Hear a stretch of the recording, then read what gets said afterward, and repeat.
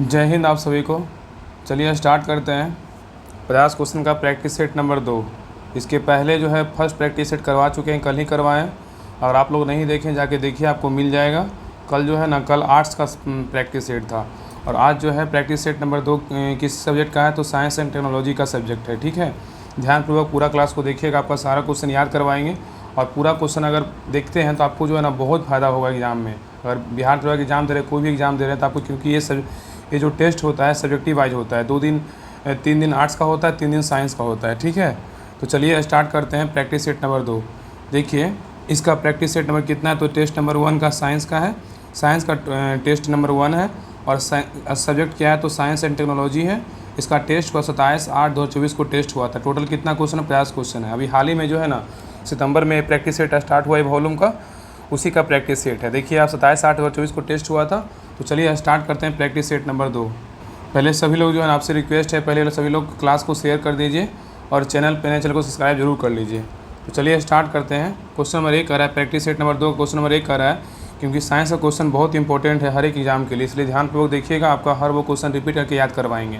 देखिए पहला क्वेश्चन कर रहा है, पहला क्वेश्चन है कि निम्नलिखित में से कौन सा एक रासायनिक प्रक्रिया बताइए। कह रहा है कि निम्नलिखित में से कौन सा एक रासायनिक प्रक्रिया बताइए, कौन सा है। कह रहा है कि निम्नलिखित में से कौन सा एक रासायनिक प्रक्रिया है, तो एक का सही उत्तर होगा ऑप्शन नंबर डी, ऑक्सीकरण है। क्या है, ऑक्सीकरण, याद रखिएगा। तो कह रहा है निम्नलिखित में से कौन सा एक रासायनिक प्रक्रिया है, तो ऑक्सीकरण ही क्या है, तो रासायनिक प्रक्रिया है। चलिए क्वेश्चन नंबर 2 पे, और कल जो है प्रैक्टिस सेट नंबर 1 जो करवाया है ना, और 100 क्वेश्चन का भी 2 प्रैक्टिस सेट आया था। सारे प्रैक्टिस सेट ना अच्छे से देख लीजिए। और प्रैक्टिस सेट नंबर 100 का जो है कल 41 नंबर भी करवाए थे प्रेजेंट वाला, उसके बाद पीछे जो करवा रहे हैं उसका भी करवा दिए थे। उसका स्पेशल प्लेलिस्ट बना हुआ, जाके चेक कीजिएगा, आपको सारा मिल जाएगा। चलिए वापस आइए क्वेश्चन नंबर 2 पे। कह रहा है कि ब्रिक मतलब किडनी द्वारा शरीर में लवण और जल की मात्रा का नियंत्रण क्या कहलाता है, बताइए। कह रहा है कि ब्रिक मतलब किडनी द्वारा शरीर में लवण और जल की मात्रा का नियंत्रण क्या कहलाता है, तो 2 का सही उत्तर होगा ऑप्शन नंबर बी। क्या होगा, ओस्मो रेगुलेशन कहलाता है। क्या कहलाता है, ओस्मो रेगुलेशन कहलाता है। तो कह रहा है कि ब्रिक द्वारा शरीर में लवण और जल की मात्रा का नियंत्रण क्या कहलाता है, तो ओस्मो रेगुलेशन कहलाता है। चलिए क्वेश्चन नंबर 3 पे कह रहा है, जंतु तथा पौधे इस बात में समान होते हैं कि दोनों ही क्या होते हैं, बताइए। जंतु तथा पौधे इस बात में समान होते हैं कि दोनों ही क्या होते हैं, तो 3 का सही उत्तर क्या होगा ऑप्शन नंबर सी, दिन में रात हर समय शोषण करते हैं। क्या होता है, दिन में रात हर समय क्या होता है, शोषण करते हैं। दिन और रात क्या होता है, हर समय क्या करता है, शोषण करता है। चलिए क्वेश्चन नंबर 4 पे, क्वेश्चन नंबर 4 कह रहा है कि सफ़ेद और लाल फास्फोरस के बारे में निम्नलिखित में से कौन सा कथन सही नहीं है, बताइए। इस ऑप्शन को पढ़ना है, बताना है कि कौन सा कथन इसमें बिल्कुल गलत है, बताइए कौन सा होगा। कह रहा है कि सफ़ेद और लाल फास्फोरस के बारे में कौन सा कथन इसमें से सही नहीं है। इसका जो है ना, पहला कह रहा है कि दोनों कार्बन डाइसल्फाइड में विलय होते हैं। सफ़ेद फास्फोरस और लाल फास्फोरस के बारे में बोल रहा है कि दोनों कार्बन डाइसल्फाइड में विलय होते हैं। ये बिल्कुल क्या है, गलत है, विलय नहीं होता है। और यही के ऑप्शन में क्या है, ये नंबर क्या है, बिल्कुल राइट आंसर होगा। आगे देखिए कह रहा है कि दोनों को वायु में गर्म करके ऑक्सीकृत किया जा सकता है, बिल्कुल सही है।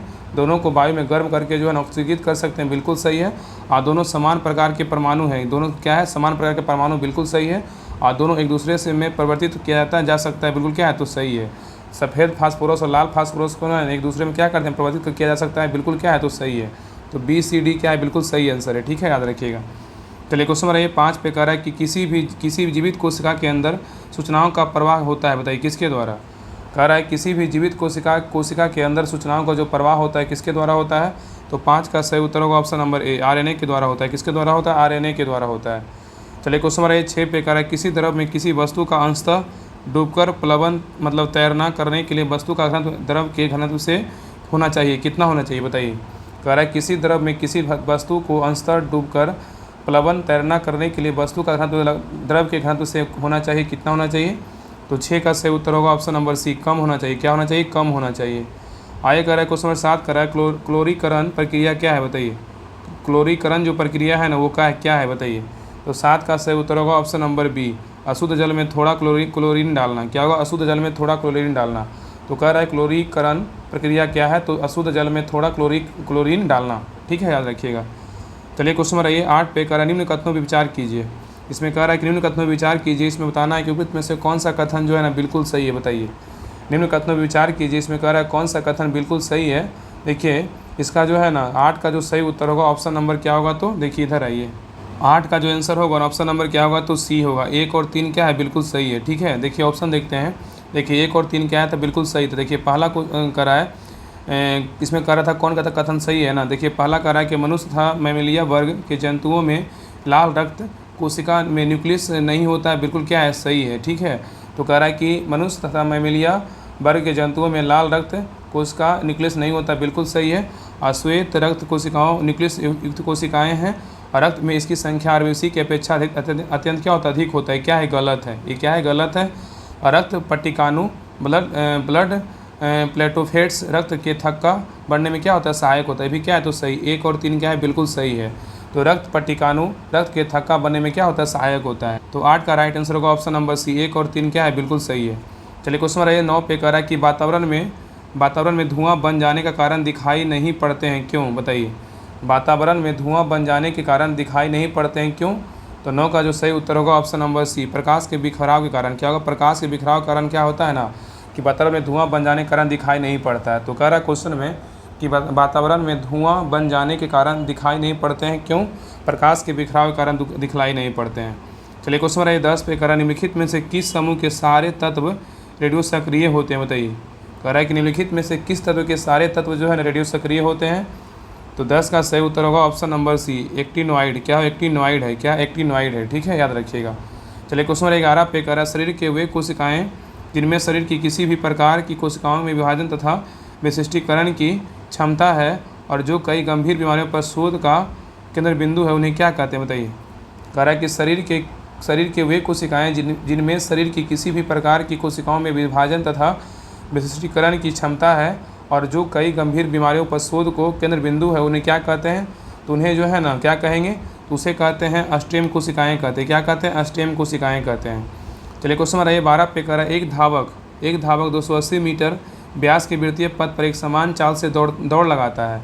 कह रहा है एक धावक 280 मीटर व्यास के वृत्तीय पथ पर एक समान चाल से दौड़ लगाता है, उसे एक चक्कर पूरा करने में 50 सेकंड का समय लगता है। 2 मिनट 55 सेकंड के बाद जो है उसका विस्थापन क्या होगा।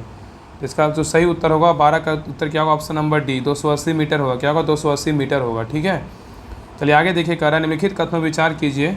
इसमें कह रहा है कौन सा कथन जो है ना बिल्कुल सही है, बताइए। कह रहा है कि इसको ऑप्शन को पढ़िए, बताना है कि इसमें कौन सा कथन बिल्कुल सही है, बताइए। तो क्या हो जाएगा, इसमें जो है ना ग्रेफाइट क्या कर रहा है, जो है ना ग्रेफाइट विद्युत का क्या होता है, सुचालक होता है, और लेकिन उसमें क्या होता है, कुचालक होता है। क्या है, तो जो है ना ये क्या है, तो क्या है, ये गलत है। क्या है, ये गलत है। ठीक है, ग्रेफाइट विद्युत का सुचालक होता है, लेकिन उसमें का क्या होता है, कुचालक होता है, ये गलत है।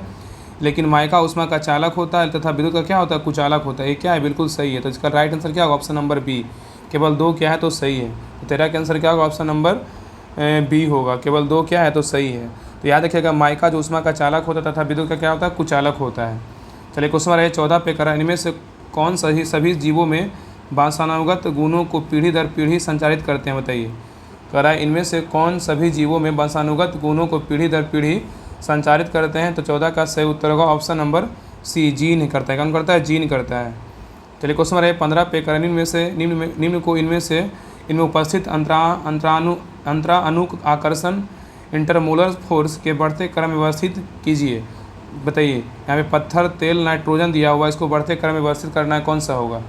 निम्न को इनमें से उपस्थित अंतरानुक आकर्षण के बढ़ते क्रम में व्यवस्थित कीजिए, क्या होगा। तो 15 का सही उत्तर होगा ऑप्शन नंबर बी, पहले हो जाएगा नाइट्रोजन, फिर होगा तेल, फिर क्या होगा, पत्थर होगा। चलिए क्वेश्चन नंबर नेक्स्ट पे, क्वेश्चन नंबर 16 कर रहा है कि निम्नलिखित तत्वों में से किसका परमाणु आकार न्यूनतम होता है, बताइए। कह रहा है निम्नलिखित तत्वों में से किसका परमाणु आकार न्यूनतम होता है। तो 16 का सही उत्तर होगा ऑप्शन नंबर सी, सिलिकॉन का होता है। किसका होता है, सिलिकॉन का होता है। तो किसका परमाणु आकार न्यूनतम होता है, तो इस ऑप्शन के अनुसार क्या होगा, सिलिकॉन का आकार क्या होता है, न्यूनतम होता है। नेक्स्ट पे आए, कह रहा है दृष्टि दोष एक जो है ना, दृष्टि दोष वाला एक व्यक्ति 50 मीटर से दूर साफ नहीं देख पाता है। अब व्यक्ति के चश्मे में प्रयुक्त लेंस की प्रकृति तथा क्षमता क्या होगी जिससे वह जो है दूरस्थ वस्तु को साफ देख सकेगा, बताइए। कह रहा है कि दृष्टि दोष वाला एक व्यक्ति 50 मीटर से दूर साफ नहीं देख सकता है। व्यक्ति के चश्मे में प्रयुक्त लेंस की प्रकृति तथा क्षमता क्या होगी जिससे वह दूरस्थ वस्तु को साफ देख सके। तो 17 का सही उत्तर होगा ऑप्शन नंबर सी, अवतल जो है ना 2D, क्या होगा, अवतल 2D होगा। ठीक है, चलिए क्वेश्चन नंबर आइए 18 पे। 18 में क्वेश्चन कह रहा है कि निम्नलिखित में से विकल्पों में से कौन सही सुमेलित नहीं है, बताइए। इसमें कौन जो है ना गलत है, बताइए। देखिए इसमें को छांटना है कि कौन सा गलत है। देखिए पहला जो है यंग गुणांक का बोलेगा तो एन एम पर -2 है, ये बिल्कुल क्या है तो सही है। उष्मा धारिता का बोलेगा जे के माइनस वन, ये क्या है गलत है। अशांता गुणांक का बोलेगा तो एन एस एम -2, और ये जो है ना गुरुत्वाकर्षण का बोलेगा तो NM² kg-2, ये क्या है तो बिल्कुल सही है। तो इसमें ए और सी और डी क्या है तो सही है, लेकिन बी क्या है तो गलत है। एक यही क्या है गलत, इसका सही उत्तर क्या होगा, ऑप्शन नंबर 18 का बी होगा। चलिए क्वेश्चन नंबर 19 पे कह रहा है कि पानी से निकालने पर शेविंग ब्रश के वाल आपस में चिपक जाते हैं, इसका कारण क्या है बताइए। बहुत ही इस पर क्वेश्चन पूछा हुआ क्वेश्चन है, हर बार आपको सेट में देखने को मिलता होगा। तो कह रहा है पानी से निकालने पर शेविंग ब्रश वाल आपस में चिपक जाते हैं, इसका कारण क्या है बताइए। इसका सही उत्तर होगा ऑप्शन नंबर सी, पृष्ठ तनाव कारण क्या होता है, चिपक जाता है। चलिए क्वेश्चन नंबर 20 पे कह रहा है निम्नलिखित में से कौन सा सूक्ष्मजीव अदलहनी फसल जैसे गेहूँ, मक्का, सरसों, आलू में नाइट्रोजन स्थिरीकरण में सहायक है बताइए। कह रहा है निम्नलिखित में से कौन सा सूक्ष्मजीव अदलहनी फसल जैसे गेहूँ, मक्का, सरसों, आलू में नाइट्रोजन स्थिरीकरण में सहायक है। तो 20 का जो सही उत्तर होगा ऑप्शन नंबर बी, एनोटोबैक्टर है। क्या एनोटोबैक्टर है। चलिए क्वेश्चन नंबर 21 पे कह रहा है कि निम्न कथनों विचार कीजिए, इसमें कौन सा कथन है बिल्कुल सही है बताइए। निम्न कथनों विचार करना है, इसको पढ़ना है, इसमें कौन सा कथन छांटना है कि कौन सा कथन है बिल्कुल सही है बताइए। इसमें कौन सा कथन सही है। देखिए इसका जो सही उत्तर होगा ऑप्शन नंबर क्या होगा तो सी, 1 और 3 क्या है बिल्कुल सही है। देखिए पहला कह रहा है कि हीरा कठोर है और ग्रेफाइट क्या है मुलायम, बिल्कुल क्या है तो सही है। हीरा कठोर है और ग्रेफाइट क्या है मुलायम, बिल्कुल सही है। और हीरा मुलायम है और ग्रेफाइट कठोर है, क्या है तो गलत है। हीरा कठोर होता है, ग्रेफाइट मुलायम होता है, ये बिल्कुल ए नंबर सही है। और आगे से कह रहा है कि हीरा विद्युत का कुचालक होता है, लेकिन ग्रेफाइट विद्युत का क्या होता है सुचालक होता है, यही क्या है बिल्कुल सही, लेकिन ये क्या है गलत है। हीरा विद्युत का सुचालक नहीं होता, कुचालक होता है। तो 1 और 3 क्या है बिल्कुल सही है, ठीक है। हीरा कठोर है, ग्रेफाइट मुलायम होता है, और हीरा क्या होता है विद्युत का कुचालक होता है, लेकिन ग्रेफाइट विद्युत का क्या होता है सुचालक होता है। चलिए क्वेश्चन नंबर 22 पे करा निम्न में से कौन सा कथन जो है ना सत्य है। इसमें छांटना है कि कौन सा कथन सत्य है। देखिए तो 22 का जो सही उत्तर होगा ऑप्शन नंबर क्या होगा, 22 का right answer option number B, पृथ्वी के सतह के ऊपर या नीचे जाने पर जी का मान क्या होता है कम होता है, ठीक है याद रखिएगा। पृथ्वी के सतह के ऊपर या नीचे जाने पर जी का मान क्या होगा तो कमेगा, इसलिए 22 का सही उत्तर क्या होगा ऑप्शन नंबर बी आएगा। एक करा क्वेश्चन नंबर 23 करा मांसपेशियों में निम्नलिखित में से किसके एकत्र होने से थकान होती है बताइए। मांसपेशियों में निम्नलिखित में से किसके एकत्र होने से थकान होती है। तो 23 का जो सही उत्तर होगा ऑप्शन नंबर बी, लैक्टिक अम्ल। क्या होगा, लैक्टिक अम्ल के कारण क्या होता है थकान होती है। चलिए क्वेश्चन नंबर 24 पे करा संक्षारण किसी धातु का ऑक्सीकरणीय क्षय है, जैसे कि चांदी का काला होना, लोहे में जंग लगना, कॉपर और पीतल पर हरे रंग का लेप होना, संक्षारण किसका उदाहरण है बताइए। कह रहा है संक्षारण किसी धातु का ऑक्सीकरण क्षय है, जैसे कि चांदी का काला होना, लोहे में जंग लगना, कॉपर और पीतल का हरे रंग का लेप होना, संक्षारण किसका उदाहरण है। तो 24 का सही उत्तर होगा ऑप्शन नंबर क्या है तो डी, मंद अभिक्रिया। क्या होगा, मंद अभिक्रिया। चलिए क्वेश्चन नंबर 25 पे कह रहा है कि जलीय पादप में कौन सा अस्थायी उत्तक पादप को हल्का बनाता है बताइए। कह रहा है कि जलीय पादप में कौन सा अस्थायी उत्तक पादप को हल्का बनाता है। तो 25 का सही उत्तर होगा ऑप्शन नंबर ए, वायु उत्तक है। क्या है, वायु उत्तक, एरेनकाइमा। क्या होगा, एरेनकाइमा।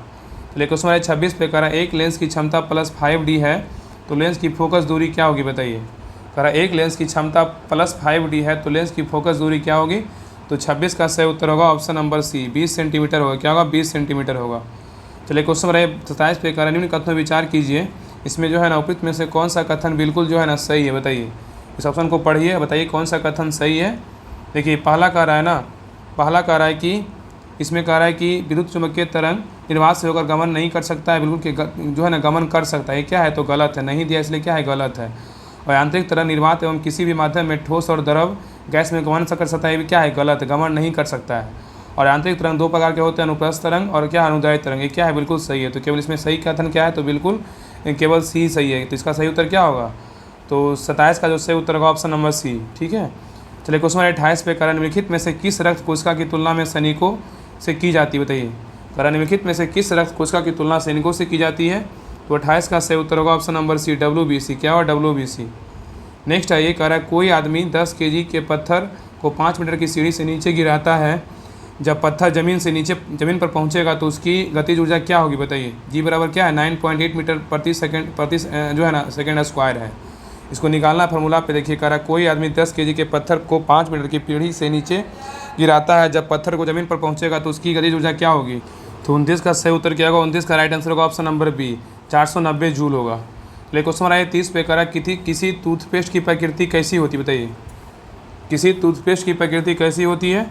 तो 30 का सही उत्तर होगा ऑप्शन नंबर बी, क्षारीय होती है। क्या होती है? क्षारीय होती है। तो किसी टूथपेस्ट की प्रकृति कैसी होती है? क्षारीय होती है। चलिए क्वेश्चन नंबर 31 पे निम्नलिखित कथनों पर विचार कीजिए। इसमें बोल रहा है ना कि कौन सा कथन, देखिए इसमें निम्नलिखित में से कौन सा कथन जो है ना सही है, इसे बताना है कि कौन सा कथन सही है। देखिए इसको देखते हैं। देखिए कह रहा है ना, इसे क्या बोल रहा है? सही कथन, सही कथन। इसमें सही कथन कौन सा है? देखिए इसमें कह रहा है, देखिए ऑप्शन को देखिए। पहला कह रहा है ऑप्शन में, कह रहा है कि कथनों पर विचार कीजिए कौन सा कथन सही है। देखिए पहला कह रहा है कि द्रव कांच को तीव्र गति से ठंडा करने पर कांच अपारदर्शी हो जाता है। क्या है? गलत है। द्रव कांच को तीव्र गति से ठंडा करने पे क्या होता है? कांच अपारदर्शी हो जाता है, गलत है। और द्रव कांच को धीमी गति से ठंडा करने पे कांच क्या होता है? भंगुर हो जाता है, एक भी क्या है? तो गलत है, भंगुर नहीं होता है। आगे का द्रव कांच को माध्यम गति से ठंडा करना अनिलीकरण कहलाता है। क्या है? बिल्कुल सही है। इसका सही उत्तर क्या होगा? ऑप्शन नंबर 3 केवल क्या है? तो 31 का सही उत्तर होगा ऑप्शन नंबर सी, केवल 3 क्या है? तो बिल्कुल सही है। चलिए क्वेश्चन रहा है 32 पे, कह रहा है एक इलेक्ट्रॉन के दूसरे इलेक्ट्रॉन के अधिक समीप जाने पर निकाय की विद्युत स्थिति ऊर्जा क्या होगा? बताइए। कह रहा है एक इलेक्ट्रॉन के दूसरे इलेक्ट्रॉन के अधिक समीप जाने पर निकाय की विद्युत स्थिति ऊर्जा क्या होगा? तो 32 का सही उत्तर होगा ऑप्शन नंबर बी, बढ़ेगी। क्या होगा? बढ़ता है। ठीक है। चलिए नेक्स्ट आइए। कह रहा है जीवों में सर्वाधिक मात्रा में तत्व होते हैं। बताइए कौन होते हैं? जीवों में सर्वाधिक मात्रा में तत्व होते हैं, कौन होते हैं? इसका सही उत्तर होगा option number A, carbon, hydrogen और ऑक्सीजन होता है। तो जीवों में सर्वाधिक मात्रा में तत्व कौन कौन होता है? तो कार्बन, हाइड्रोजन और ऑक्सीजन होता है। नेक्स्ट है, वह जल जो वर्षा जल के साथ छानकर जो है ना जल स्तर में भूजल के रूप में एकत्रित हो जाता है, क्या कहलाता है? बताइए क्या कहलाता है? यहाँ पे क्या होगा? तो कह रहा है वह जल जो वर्षा जल के साथ छनकर जल स्तर में भूजल के रूप में एकत्रित हो जाता है, क्या कहलाता है? तो इसे जो है ना क्या कहेंगे? तो गुरुत्व जल कहेंगे। क्या कहेंगे? गुरुत्व जल कहेंगे। ठीक है, याद रखिएगा। चलिए क्वेश्चन नंबर 35 पे, कह रहा है 35 नंबर क्वेश्चन, निम्नलिखित में से कौन पिरामिडीन नाइट्रोजन क्षार नहीं है? बताइए। कह रहा है निम्नलिखित में से कौन जो है ना पिरामिडीन नाइट्रोजन क्षार नहीं है? तो 35 का सही उत्तर होगा ऑप्शन नंबर डी, एडेनिन नहीं है, लेकिन थाइमीन है, यूरेसिल है, साइटोसिन है। तो कह रहा है निम्नलिखित में से कौन पिरामिडीन नाइट्रोजन क्षार नहीं है? तो एडेनिन नहीं है, लेकिन थाइमीन, यूरेसिल, साइटोसिन है। नेक्स्ट है, सुपरनोवा विस्फोट के बाद तारे का अवशिष्ट भाग अति सघन होकर रेडियो तरंगों का शक्तिशाली स्रोत बन जाता है, इसे क्या नाम दिया जाता है? बताइए क्या होगा? कह रहा है कि सुपरनोवा विस्फोट के बाद तारे का अवशिष्ट भाग अति सघन होकर रेडियो तरंगों का शक्तिशाली स्रोत बन जाता है, इसे क्या नाम दिया जाता है? इसे नाम जो है ना क्या कहेंगे? पल्सर कहेंगे। क्या कहेंगे? पल्सर कहेंगे। नेक्स्ट है, निम्न में से कौन सा कथन जो है ना सत्य है? बताइए। इस ऑप्शन को पढ़िए, बताइए कि कौन सा कथन जो है ना बिल्कुल सत्य है। देखिए पहला कह रहा है ना कि पीत रस गाढ़ा हरे पीले रंग हल्का अम्लीय द्रव होता है, बिल्कुल क्या है? यही कथन बिल्कुल सही है। ठीक है, तो पीत रस गाढ़ा हरे पीले रंग हल्का क्षारीय द्रव है, बिल्कुल क्या है? तो सही है। तो इसका सही, इसका उत्तर क्या होगा? ऑप्शन नंबर ए बिल्कुल सही उत्तर है। चलिए क्वेश्चन नंबर 38 पे कह रहा है पौधे के जड़ों द्वारा सर्वाधिक जो है ना जल अवशोषण के लिए उपयुक्त प्रतापक्रम क्या है? बताइए। कह रहा है कि पौधे के जड़ों द्वारा सर्वाधिक जल अवशोषण के लिए उपयुक्त तापक्रम क्या है? तो 38 का सही उत्तर होगा ऑप्शन नंबर बी, 20 से 35 डिग्री सेल्सियस। नेक्स्ट है, जल अपघटन इलेक्ट्रोलाइसिस ऑफ H2O में ऊर्जा किस रूप में उत्पन्न होती है? बताइए। जल अपघटन में ऊर्जा किस रूप में उत्पन्न होती है? तो 39 का सही उत्तर होगा ऑप्शन नंबर बी, उष्मा के रूप में। क्या होगा? उष्मा के रूप में। नेक्स्ट क्वेश्चन नंबर 40 का, निम्नलिखित में से कौन सा हार्मोन अनानास में पुष्पन को प्रेरित करता है? बताइए क्या होगा? कह रहा है निम्नलिखित में से कौन सा हार्मोन जो है अनानास में पुष्पन को प्रेरित करता है? तो 40 का सही उत्तर होगा ऑप्शन नंबर डी, एथिलीन करता है। कौन करता है? एथिलीन करता है। चलिए क्वेश्चन नंबर 41 पे कह रहा है कि मानव कोशिकाओं में अगुणित हैप्लोइड क्रोमोजोम की संख्या कितनी होती है? बताइए। कह रहा है कि मानव कोशिकाओं में अगुणित हैप्लोइड क्रोमोजोम की संख्या कितनी होती है? इसका सही उत्तर होगा ऑप्शन नंबर क्या होगा? तो ए, 23 होता है। कितना होता है? 23 होता है। तो मानव कोशिका में अगुणित क्रोमोजोम की संख्या कितनी होती है? तो 23 होता है। नेक्स्ट है, कैंसर रोग में कोशिकाओं की अनियंत्रित वृद्धि किस कोशिका विभाजन के फलस्वरूप होती है? बताइए। कह रहा है कैंसर रोग में कोशिकाओं में अनियंत्रित वृद्धि किस कोशिका विभाजन के फलस्वरूप होती है? तो 42 का सही उत्तर होगा ऑप्शन नंबर बी, समसूत्री विभाजन। क्या होगा? समसूत्री विभाजन। चलिए क्वेश्चन नंबर 43 पे कह रहा है किसी बिजली बल्ब पर 220 वोल्ट तथा 100 वाट अंकित है, इस बल्ब का प्रतिरोध का मान कितना होगा? बताइए। कह रहा है किसी बिजली बल्ब पर 220 वोल्ट तथा 100 वाट अंकित है, इस बल्ब का प्रतिरोध का मान क्या होगा? तो 43 का राइट आंसर होगा ऑप्शन नंबर बी, 484 ओम। क्या होगा? 484 ओम होगा।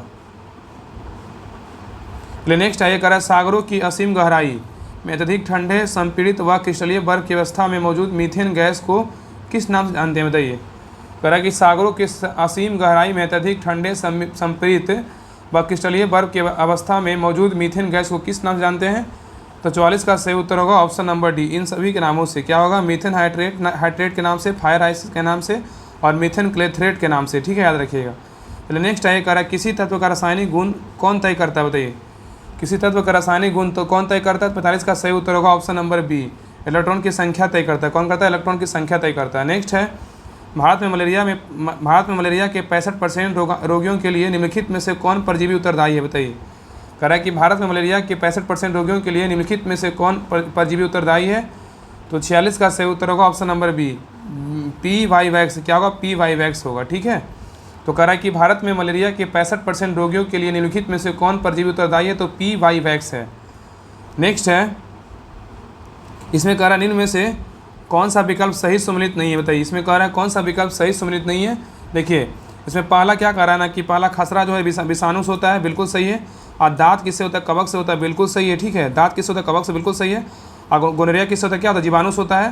तो क्या देखिए, खसरा विषाणु, दांत कवक, गोनोरिया बोलेगा तो किससे होता है?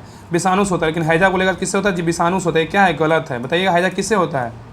तो हैजा जो है ना, देखिए हैजा जो है ना जीवाणु से होता है। क्या होता है? यहाँ पे विषाणु नहीं होगा, कि यहाँ पे जीवाणु होगा। क्या होगा? जीवाणु। हैजा जो है जीवाणु से होता है। ठीक है, याद रखिएगा, जीवाणु से होता है। यहाँ पे विषाणु लिखा है, इसलिए क्या है? गलत है। तो खसरा बोलेगा विषाणु से होता है, दांत बोलेगा कवक से होता है, और गोनोरिया बोलेगा जीवाणु से होता है, हैजा भी बोलेगा किससे होता है? जीवाणु से होता है, बैक्टीरिया से होता है। चलिए क्वेश्चन में इसका सही उत्तर क्या होगा? ऑप्शन नंबर डी क्या है? तो गलत है। ठीक है, तो 47 का उत्तर क्या होगा? Option number D. चलिए नेक्स्ट है, एसटीओ की अस्थायी कठोरता कारण क्या है? बताइए, एसटीओ का अस्थायी कठोरता कारण क्या है? तो 48 का सही उत्तर होगा ऑप्शन नंबर डी, MgCl2 होगा। तो एसटीओ का अस्थायी कठोरता कारण क्या है? तो MgCl2। नेक्स्ट है, 49 नंबर, बड़े आकार के फूल जिसमें सुगंध नहीं होती है उसमें परागकण का सबसे समान माध्यम क्या है? बताइए, बड़े आकार के फूल जिसमें सुगंध नहीं होती है उसमें परागकण का सबसे समान माध्यम क्या होता है? तो 49 का सही उत्तर होगा ऑप्शन नंबर बी, पक्षी होता है। क्या? पक्षी। तो कह रहा है कि बड़े आकार के फूल जिसमें सुगंध नहीं होती है उसमें परागकण का सबसे समान माध्यम क्या होता है? पक्षी होता है। नेक्स्ट क्वेश्चन प्रयास पे कार्यान्वयन कथन में विचार कीजिए।